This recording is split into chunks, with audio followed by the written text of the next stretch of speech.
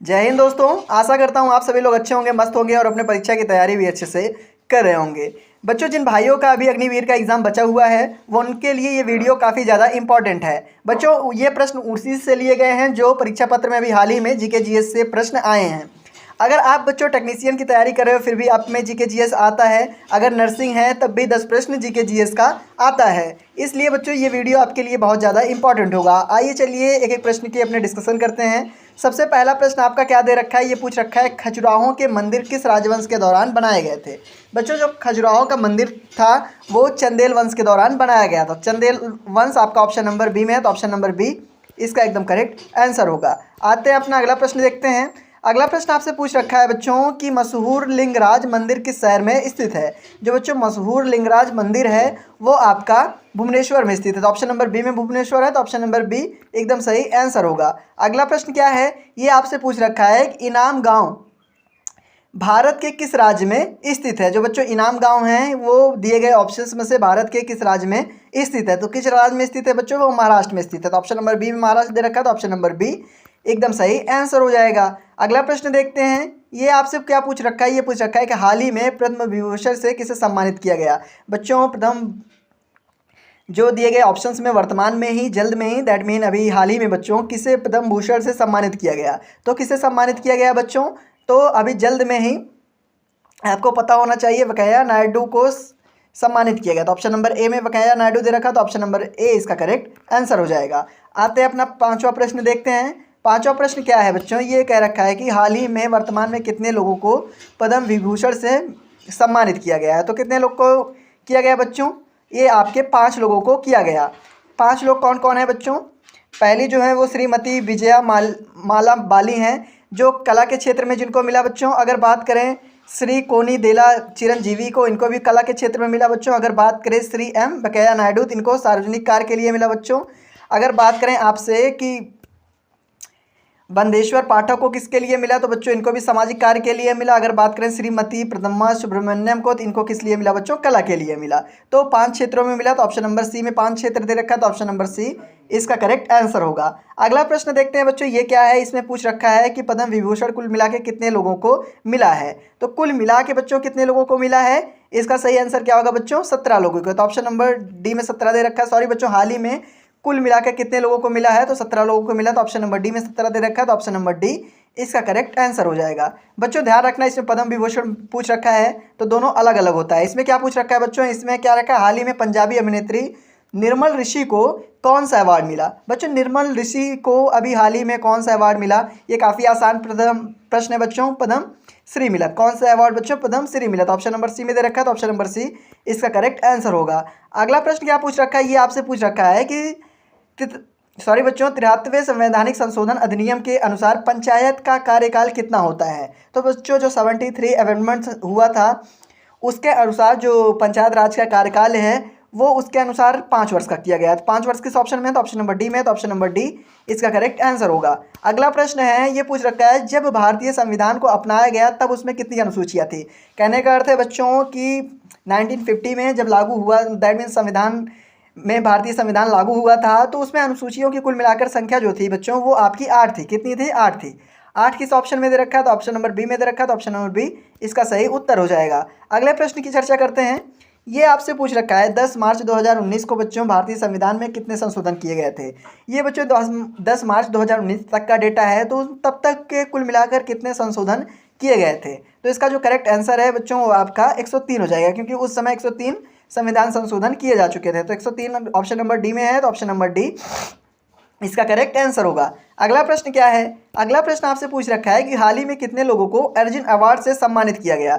बच्चों जल्द में अर्जुन अवार्ड से कुल मिलाकर सम्मानित हुए लोगों की संख्या आपको बतानी है। तो कितने को सम्मानित किया बच्चों, 26 लोगों को किया गया। तो 26 किस ऑप्शन में, ऑप्शन नंबर सी में है, तो option number C correct answer हो जाएगा। अगला प्रश्न क्या है बच्चों, ये पूछ रखा है कि जयंत कुमार को, जो जयंत कुमार पुसीलाल हैं, उन किस खेल से संबंधित है।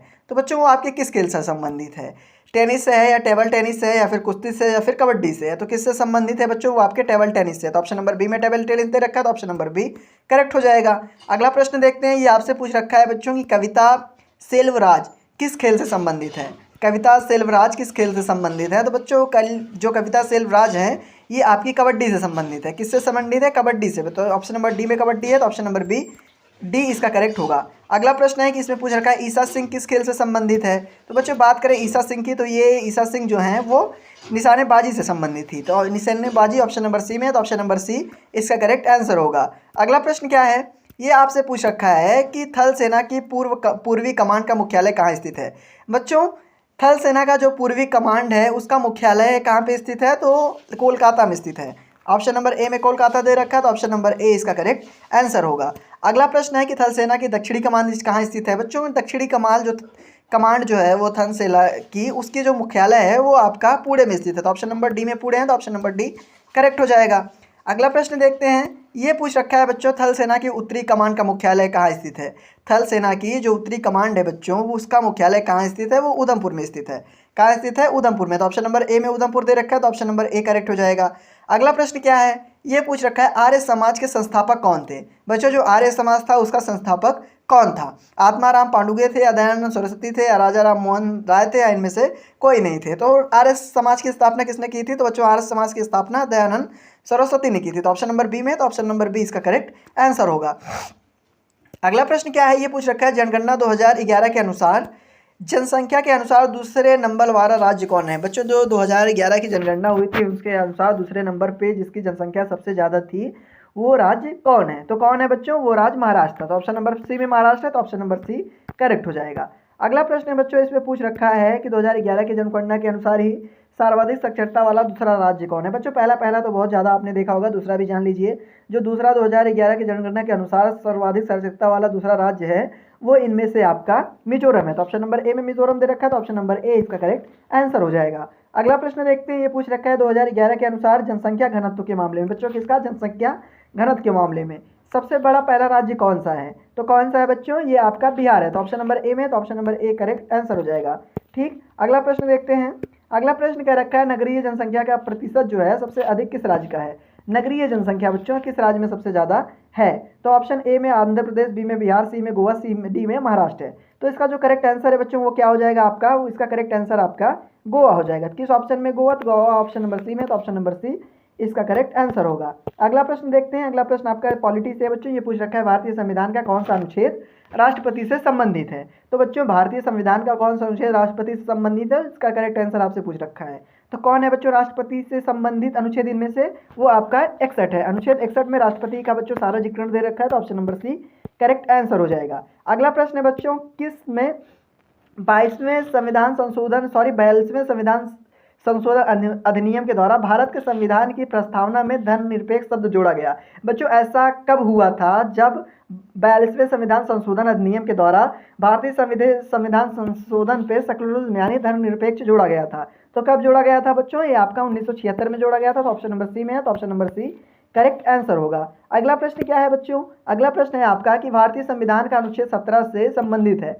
बच्चों इनमें कौन सा आर्टिकल 17 से संबंधित है? अस्पृश्यता का असंबंधित। ऑप्शन नंबर ए में दे रखा है, तो ऑप्शन नंबर ए इसका करेक्ट आंसर हो जाएगा। प्रश्न नंबर 26 की बात करें तो बच्चों ये आपसे पूछ रखा है क्या? ये पूछा है आपसे कि भारत के संविधान की कौन सी अनुसूची संघ, राज्य और समावर्ती सूचियों से संबंधित है। संघ, राज्य, समावर्ती तीनों से बच्चों ऐसी कौन सी अनुसूची है जो संबंधित है? तो इसका करेक्ट आंसर बच्चों 7वीं अनुसूची हो जाएगा। ये तीनों से संबंधित है। आते हैं अगला प्रश्न देखते हैं। ये क्या पूछा है? ये पूछ रखा है भारतीय संविधान का भारतीय नागरिकों के मौलिक कर्तव्यों का परिभाषित करता है। बच्चों इनमें से कौन सा आर्टिकल है जो भारतीय नागरिकों के मौलिक कर्तव्यों को प्रभावित करता है, मतलब उनको परिभाषित करता है? तो इसका करेक्ट आंसर क्या होगा बच्चों? अनुच्छेद 15A हो जाएगा। मतलब आर्टिकल 15A है जो मौलिक कर्तव्यों को परिभाषित करता है। आते हैं अपने अगले प्रश्न को देखते हैं। ये पूछ रखा है कौन सा अनुच्छेद है बच्चों जो उपराष्ट्रपति के निर्वाचन से संबंधित है। ऐसा कौन सा अनुच्छेद है जो उपराष्ट्रपति के निर्वाचन से संबंधित है? तो कौन सा है बच्चों? ये अनुच्छेद 66 है। तो ऑप्शन नंबर ए में दे रखा है, तो ऑप्शन नंबर ए इसका करेक्ट आंसर होगा। अगला प्रश्न क्या है बच्चों? ये पूछ रखा है दुनिया का बॉक्साइट का सबसे बड़ा उत्पादक है। बच्चों दुनिया की बात कर रहा है, बॉक्साइट सबसे ज़्यादा दुनिया में कहाँ होता है? तो ये ऑस्ट्रेलिया में होता है। तो ऑस्ट्रेलिया ऑप्शन नंबर सी में है, तो ऑप्शन नंबर सी इसका करेक्ट आंसर होगा। अगला प्रश्न आपसे क्या पूछा है? ये पूछ रखा है बच्चों ये क्या पूछ रखा है? ये पूछ रखा है बच्चों कि रोपड़ कृषि के मुख्य विश्व के प्रदेशों में पाए जाते हैं। तो बच्चों किस मतलब ऐसे कौन सा क्षेत्र है जहाँ पे रोपड़ कृषि के मुख्य क्षेत्र विश्व के प्रदेशों में पाए जाते हैं? तो किस में पाए जाते हैं बच्चों? ये आपके उष्णकटिबंधीय क्षेत्र में पाए जाते हैं। तो ऑप्शन नंबर ए में उष्णकटिबंधीय दे रखा है, तो option number A correct answer होगा। अगला प्रश्न, दरिंगबाड़ी हिल स्टेशन कहाँ स्थित है? बच्चों जो दरिंगबाड़ी हिल स्टेशन है ये आपका ओडिशा में स्थित है। तो ऑप्शन नंबर सी में ओडिशा दे रखा है, तो ऑप्शन नंबर सी इसका करेक्ट आंसर हो जाएगा। अगला प्रश्न आपसे क्या पूछ रखा है? ये पूछ रखा है कि सतपुड़ा श्रेणी का सबसे ऊंची पर्वत चोटी है। बच्चों जो सतपुड़ा अपनी पर्वत श्रेणी है इसकी जो सबसे उच्चतम चोटी है वो आपकी धूपगढ़ है। धूपगढ़ ऑप्शन नंबर सी में दे रखा है, तो ऑप्शन नंबर सी इसका करेक्ट आंसर होगा। अगला प्रश्न है, ये पूछ रखा है प्रायद्वीप ये भारत की सबसे ऊंची चोटी। बच्चों भारत की अपने सबसे ऊंची चोटी इनमें से कौन सी है? तो भारत की सबसे ऊंची चोटी बच्चों इनमें से कौन सी है आपकी? तो अनाईमुड़ी है। तो ऑप्शन नंबर बी में अनाईमुड़ी दे रखा है, तो option number B correct answer हो जाएगा। अगला प्रश्न आपसे पूछ रखा है कौन सा देश त्रिपुरा को पश्चिम, उत्तर और दक्षिण दिशाओं से घेरा है? बच्चों त्रिपुरा को कौन सा देश तीनों तरफ से घेरा है? तो बच्चों त्रिपुरा आपको पता होगा कि एकदम सेंट्रल लेवल में जो तीनों तरफ से किसी ना किसी देश से घिरा है। तो वो कौन सा देश है बच्चों जिससे वो घिरा है? तो बांग्लादेश से घिरा है। सिंपल सी बात है, काफ़ी आसान प्रश्न था, आप सभी को इसका उत्तर तो पता ही होगा। आते हैं अपने अगले प्रश्न पर। अगला प्रश्न आपसे पूछ रखा है कि भारत की किस नदी, बच्चों भारत की कौन सी नदी को अंतर्देशीय जल निकास है? बच्चों भारत की ऐसी कौन सी नदी है जहां पर अंतर्देशीय जल निकास है? तापी है, गंगा है, गोदावरी है या फिर लूनी है? तो इसका करेक्ट बच्चे आंसर हो जाएगा लूनी है। तो ऑप्शन नंबर डी में लूनी दे रखा है, तो ऑप्शन नंबर डी इसका करेक्ट आंसर होगा। अगला प्रश्न देखते हैं, ये आपसे पूछ रखा है निम्नलिखित में से कौन सी नदी दक्षिण से उत्तर की ओर प्रभावित होती है? बच्चों ऐसी कौन सी नदी है जो दक्षिण से उत्तर की ओर प्रभावित होती है? जनरली नदी बच्चों उत्तर से आपकी दक्षिण की तरफ बहती है, लेकिन ऐसी एक नदी है जो दक्षिण से उत्तर की ओर बहती है। तो कौन सी है बच्चों? इसका करेक्ट आंसर जो होगा वो आपका बेतवा नदी हो जाएगा। तो ऑप्शन नंबर डी में बेतवा दे रखा है, तो ऑप्शन नंबर डी इसका करेक्ट आंसर होगा। अगला प्रश्न है, गंगा और ब्रह्मपुत्र की संयुक्त जलधारा किस नाम से जानी जाती है? बच्चों गंगा और ब्रह्मपुत्र की दोनों धारा जब मिलती है तो वो किस धारा के नाम से जानी जाती है? तो ऐसी कौन सी धारा है बच्चों? वो मेघना के नाम से जानी जाती है। तो ऑप्शन नंबर सी में, तो ऑप्शन नंबर सी करेक्ट हो जाएगा। अगला प्रश्न है बच्चों, प्रश्न ये पूछ रखा है आपसे कि भारत का सर्वोच्च ऊंची नदी बांध कौन सा है? बच्चों भारत का सर्वोच्च ऊंचा नदी बांध कौन सा है? तो वो आपका करेक्ट आंसर जो इसका होगा बच्चों वो आपका टिहरी बांध होगा। तो ऑप्शन डी में दे रखा है टिहरी बांध, ऑप्शन डी इसका सही आंसर होगा। अगला प्रश्न पूछ रखा है निम्नलिखित में से कौन सा दक्षिण भारत की सबसे लंबी नदी है? बच्चों इनमें से दिए गए ऑप्शन में से दक्षिण भारत की सबसे लंबी नदी का आपको नाम बताना है, तो आपका गोदावरी है। तो ऑप्शन नंबर ए में गोदावरी दे रखा है, तो option number A correct answer होगा। अगला प्रश्न है बच्चों, ये पूछ रखा है औरंगाबाद किस नदी के किनारे स्थित है? बच्चों औरंगाबाद जो है ये आपका खाम नदी के किनारे स्थित है। तो ऑप्शन नंबर बी में खाम नदी है, तो ऑप्शन नंबर बी इसका करेक्ट आंसर हो जाएगा। अगला प्रश्न पूछ रखा है निम्नलिखित में से कौन सिंधु नदी की एक सहायक नदी नहीं है? बच्चों इनमें से कौन सी एक सिंधु नदी की सहायक नदी नहीं है? तो कौन सी नहीं है बच्चों? अगर बात करें जास्कर की, ये भी है, नुब्रा भी है, शोक है, लेकिन लोहित बच्चों ये आपकी सहायक नदी नहीं है सिंधु नदी का। तो ऑप्शन नंबर डी में दे रखा है, तो ऑप्शन नंबर डी सॉरी बच्चों, तो इसका करेक्ट आंसर होगा। अगला प्रश्न क्या है, निम्नलिखित में से कौन सी नदी दक्षिण गंगा के नाम से जानी जाती है? तो दिए गए ऑप्शन में से बच्चों दक्षिण गंगा के नाम से इनमें से कौन सी नदी जानती है? तो गोदावरी नदी जानी जाती है। तो ऑप्शन नंबर बी में गोदावरी नदी है, तो option number B correct answer हो जाएगा। अगला प्रश्न क्या है, निम्नलिखित में से कौन सी पश्चिम की ओर बहने वाली नदी है? बच्चों ऐसी कौन सी नदी है जो पश्चिम की और बहती है? तो कौन सी है बच्चों? साबरमती है। तो ऑप्शन नंबर ए में ही साबरमती दे रखा है, तो option number A he correct answer होगा। अगला प्रश्न पूछ रखा है कि इनमें से कौन सी नदी अरब सागर से मिलती है? सॉरी बच्चों, इनमें से पूछ रखा है कौन सी ऐसी नदी है जो अरब सागर में मिलती है जाकर? सिंधु है, गोदावरी है, ब्रह्मपुत्र है, कृष्णा है। तो ऑप्शन नंबर बच्चों इसमें आपका सिंधु करेक्ट हो जाएगा, क्योंकि सिंधु नदी आपकी अरब सागर में मिलती है। तो ऑप्शन नंबर ए में सिंधु नदी, तो ऑप्शन नंबर ए इसका करेक्ट आंसर होगा। अगले प्रश्न की बात करें, निम्नलिखित में से कौन सा बांध झारखंड में स्थित है? तो बच्चों झारखंड में कौन सा बांध स्थित है? कोयना स्थित है, मैथन या मैटूर या फिर सरदार सरोवर? तो झारखंड की बात करें तो बच्चों झारखंड में आपका मैथन बांध स्थित है। तो ऑप्शन नंबर बी में दे रखा है, तो ऑप्शन नंबर बी करेक्ट हो जाएगा। अगला प्रश्न आपसे पूछ रखा है निम्नलिखित में से कौन सी झील केरल में स्थित है? बच्चों केरल में इनमें से कौन सी झील स्थित है? तो वेम्बनाड स्थित है बच्चों, ऑप्शन नंबर डी में दे रखा है वेम्बनाड, ऑप्शन नंबर डी इसका करेक्ट आंसर होगा। अगला प्रश्न पूछा है निम्नलिखित में से भारत का कौन सा पार्क तैरता हुआ नेशनल पार्क के नाम से जाना जाता है? भारत का इकलौता तैरता हुआ नेशनल पार्क एक ही है बच्चों, वो कौन सा है? यही प्रश्न पूछा है, तो वो कौन सा है बच्चों? केबुल लामजाओ पार्क जो है ये तैरते हुए पार्क के नाम से जाना जाता है। तो ऑप्शन नंबर डी में है, तो ऑप्शन नंबर डी करेक्ट हो जाएगा। अगला प्रश्न क्या पूछा है, ये पूछ रखा है इंपीरियल बैंक की स्थापना किस वर्ष हुई थी? बच्चों इंपीरियल बैंक की स्थापना जो है वो आपकी 1921 में हुई थी। तो ऑप्शन नंबर डी में 1921 है, तो option number D correct answer होगा। अगला प्रश्न पूछ रखा है डेबिट कार्ड पर कितनी संख्याएं होती हैं? बच्चों जो डेबिट कार्ड होता है उन पे कुल मिलाकर संख्याएं कितनी होती है। तो डेबिट कार्ड पे कुल मिलाकर संख्याओं की संख्या बच्चों 16 होती है। तो ऑप्शन नंबर बी में 16 दे रखा है, तो ऑप्शन नंबर बी इसका करेक्ट आंसर होगा। अगला प्रश्न है बच्चों, नाबार्ड की स्थापना किस वर्ष हुई थी। बच्चों जो नाबार्ड है उसकी स्थापना आपको पता होना चाहिए 1982 में हुई थी। तो ऑप्शन नंबर डी में दे रखा है, option number D correct answer होगा। अगले प्रश्न की चर्चा करते हैं। ये पूछ रखा है, निम्नलिखित में से किस ग्रह पर नासा ने क्यूरोसिटी रोवर भेजा है। बच्चों क्यूरोसिटी रोवर जो है अभी हाल ही में, ग्रह की बात करें तो अभी एक ही ग्रह पे भेजा जा चुका है। तो वो कौन सा ग्रह है बच्चों, वो आपका मंगल ग्रह है। तो ऑप्शन नंबर सी में मंगल ग्रह है, तो ऑप्शन नंबर सी इसका करेक्ट आंसर होगा। अगला प्रश्न क्या पूछा है, ये भारतीय सेना की पहली महिला लड़ाकू का नाम पूछा है बच्चों। विमान वाहक जो है, जो फाइटर जेट सबसे पहली भारतीय महिला चलाई थी, तो उनका नाम आप सभी जानते होंगे, वो उनका नाम था अभिलाषा बराक। तो ऑप्शन नंबर बी में दे रखा है अभिलाषा बराक, तो ऑप्शन नंबर बी इसका करेक्ट आंसर होगा। अगला प्रश्न पूछ रखा है, प्रति वर्ष कितने नोबेल प्राइज पुरस्कार जो है वो प्रदान किए जाते हैं। तो बच्चों हर वर्ष अगर बात करें नोबेल पुरस्कार की, तो वो कितने प्रदान किए जाते हैं। तो बच्चों वो 6 प्रदान किए जाते हैं, वो आपके 6 क्षेत्र में प्रदान किए जाते हैं। अगला प्रश्न क्या है, ये पूछ रखा है, किस क्षेत्र में साबरमती सम्मान पुरस्कार प्रदान किया जाता है। तो ये आपका साहित्य के क्षेत्र में प्रदान किया जाता है। तो ऑप्शन नंबर बी में साहित्य है, तो ऑप्शन नंबर बी इसका करेक्ट आंसर होगा। अगला प्रश्न पूछ रखा है, द्रोणाचार्य पुरस्कार किस वर्ष आरंभ हुआ। बच्चों जो द्रोणाचार्य पुरस्कार है ये आपका 1985 में आरंभ हुआ। तो ऑप्शन नंबर बी में 1985 दे रखा है, तो ऑप्शन नंबर बी इसका करेक्ट आंसर होगा। अगला प्रश्न पूछा है, विधान चंद्र रॉय पुरस्कार निम्न में से किस क्षेत्र में दिया जाता है। तो किस क्षेत्र में दिया जाता है बच्चों, ये आपके चिकित्सा के क्षेत्र में दिया जाता है। तो ऑप्शन नंबर डी में चिकित्सा है, तो ऑप्शन नंबर डी इसका करेक्ट आंसर होगा। आते हैं अगले प्रश्न पर बच्चों। अगला प्रश्न आपसे क्या पूछा है, ये आपसे पूछ रखा है कि इसमें कितने पाकिस्तान नामक उपन्यास की रचना की थी जिसे उन्हें साहित्य अकादमी पुरस्कार प्राप्त हुआ। बच्चों इनमें से कितने पाकिस्तान एक उपन्यास है जिसकी रचना साहित्य के क्षेत्र में की गई थी और उसमें उन्हें साहित्य अकादमी पुरस्कार भी प्रदान किया गया है। तो बच्चों इसका करेक्ट आंसर आपका कमलेश्वर होगा, क्योंकि इन्होंने ही बच्चों किसने पाकिस्तान की रचना की थी। तो ऑप्शन नंबर बी में दे रखा है, तो ऑप्शन नंबर बी इसका करेक्ट आंसर होगा। अगला प्रश्न पूछ रखा है, द ओरिजिनल ऑफ स्पेनिश, इसके बच्चों इस पुस्तक के लेखक पूछ रखा है। तो इसके लेखक कौन है बच्चों, इसके लेखक चार्ल्स डार्विन है। तो ऑप्शन नंबर डी में दे रखा है, तो option number D correct answer हो जाएगा। अगला प्रश्न है बच्चों, ये आपसे पूछा है, निम्नलिखित में से पुस्तकों की कौन सी पुस्तक मुंशी प्रेमचंद्र द्वारा नहीं लिखी गई है। तो बच्चों इनमें देख लेते हैं मुंशी प्रेमचंद्र द्वारा कौन कौन सी पुस्तक पहले लिखी गई है। अगर बात करें बच्चों गोदान की, तो गोदान किसके द्वारा लिखी गई है, बिल्कुल मुंशी प्रेमचंद्र द्वारा लिखी गई है। अगर गबन की बात करें बच्चों, तो गबन भी लिखी गई है।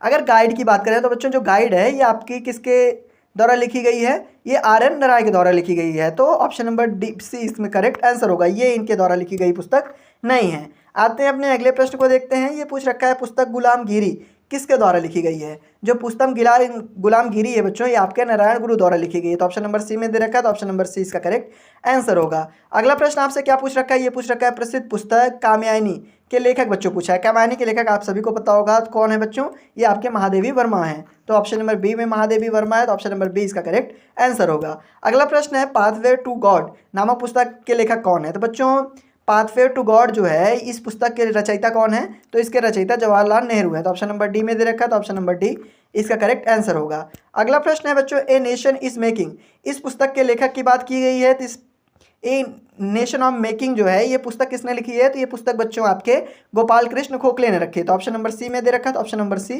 करेक्ट हो जाएगा।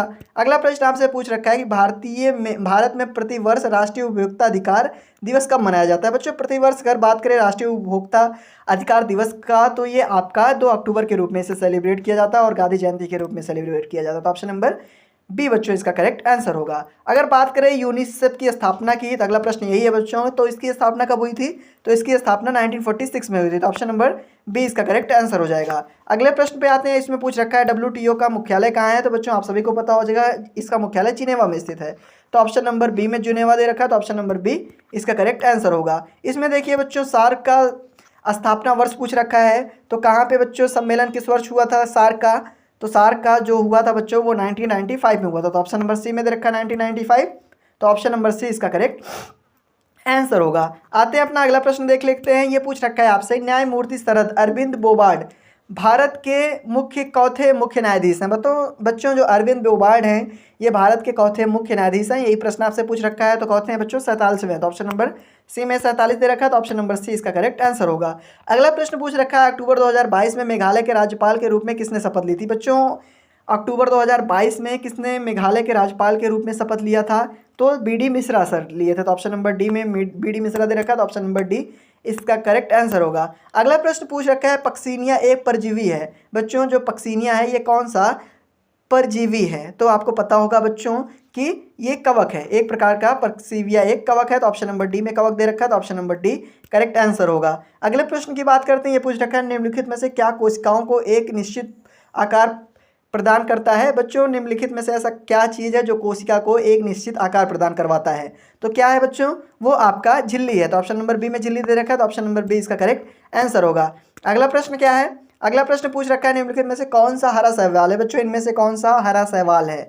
तो कौन सा है बच्चों? क्लोरोफाइसी इनमें से हरा शैवाल है। तो ऑप्शन नंबर डी में दे रखा है, तो ऑप्शन नंबर डी इसका करेक्ट आंसर होगा। अगले प्रश्न की बात करते हैं, पूछ रखा है, सिर्फ पादप कोशिकाओं में पाया जाता है। बच्चों इनमें से क्या केवल पादप कोशिकाओं में पाया जाता है? क्या पाया जाता है बच्चों? अगर इसका करेक्ट आंसर पूछें तो प्लास्टिड पाया जाता है। क्या बच्चों? प्लास्टिड्स पाया जाता है। तो ऑप्शन नंबर डी में दे रखा है, तो ऑप्शन नंबर डी इसका करेक्ट आंसर होगा। अगला प्रश्न पूछ रखा है, हाइड्रा में किस प्रकार का प्रजनन होता है? बच्चों बायो से प्रश्न है, अगर आप नर्सिंग की परीक्षा कर रहे हो तो काफ़ी इंपॉर्टेंट प्रश्न है। तो प्रजनन के लिए कौन सा बच्चों हाइड्रा में कौन से किस प्रकार का प्रजनन पाया जाता है? तो आपका नवोदित पाया जाता है। तो ऑप्शन नंबर बी में नवोदित है, तो ऑप्शन नंबर बी इसका करेक्ट आंसर होगा। आते हैं अपने अगले प्रश्न पर। ये आपसे पूछ रखा है, मानवों में कार्यवाहक ग्राही का पता लगाते हैं। बच्चों इनमें से क्या ऐसा है जो मानवों में ग्राही का पता लगाता है? तो क्या पता लगाता है बच्चों?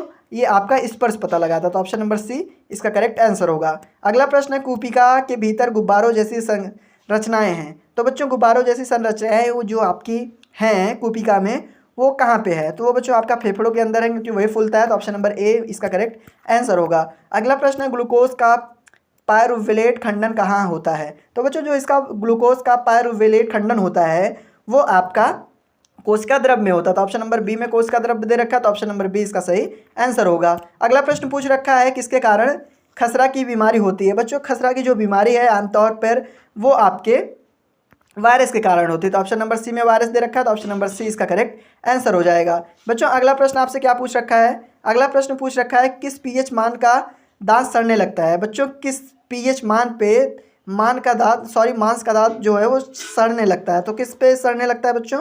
5.5 पे सड़ने लगता है। बच्चों आज का आखिरी प्रश्न देखते हैं। ये पूछ रखा है कि दूरी समय आलेख का ढाल प्रदर्शित इनमें से क्या करता है? तो क्या करता है? चाल करता है। तो ऑप्शन नंबर डी में चाल है, तो ऑप्शन नंबर डी इसका करेक्ट आंसर हो जाएगा। आज के लिए बस इतना ही बच्चों, मिलते हैं अपने अगले वीडियो में। धन्यवाद।